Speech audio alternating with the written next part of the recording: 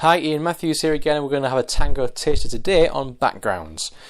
When you first open up a Canvas workspace by pressing the green plus button in the bottom left corner of our screen, you'll be presented with a big white canvas. And that can be quite daunting on first impression because it looks as though it's kind of like a whiteboard. And when you're presented with that, the ideas don't necessarily come as quick as you'd hope them to.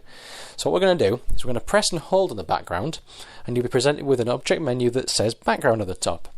Press on that background and you'll get some predefined backgrounds that we provide along the lines of blackboards, lined paper, grid paper and so on. You can select any one of these to maybe give your lesson a bit of a design style that you can then follow for the rest of your session. You can also, if you apply to all pages with the tick box, make sure that every new page you create in this session is going to follow the same scheme. Again, that's pretty good if you wanted to create a notebook, for example.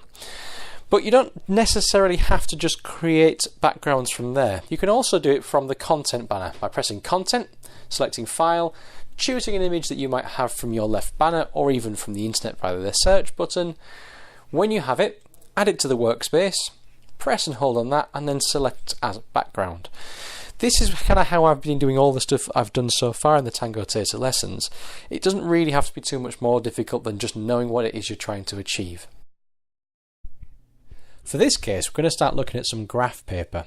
Now, the reason I do this is because I was speaking to a maths teacher in the Midlands recently who said that maths teaching with Tango is actually quite easy. And it sort of surprised me really because it's not normally the sort of thing you tend to hear.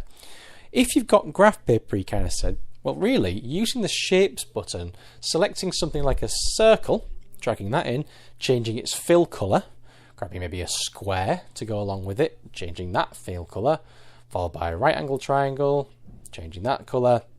If you start putting the transparencies on each of these, what you're effectively doing is creating a point of reference on a page that could be shown to create context for the shape. If I put the circle over the triangle, for instance, at different points, we can start looking at areas, perimeters, volumes, and so on. And he said that it was a really good way to be able to explain something really simply and quickly to a group of learners that might otherwise not get it. You don't necessarily have to run through lots and lots of curricular pages saying, no, let's turn to page 9, 10 or 11 to find this information out.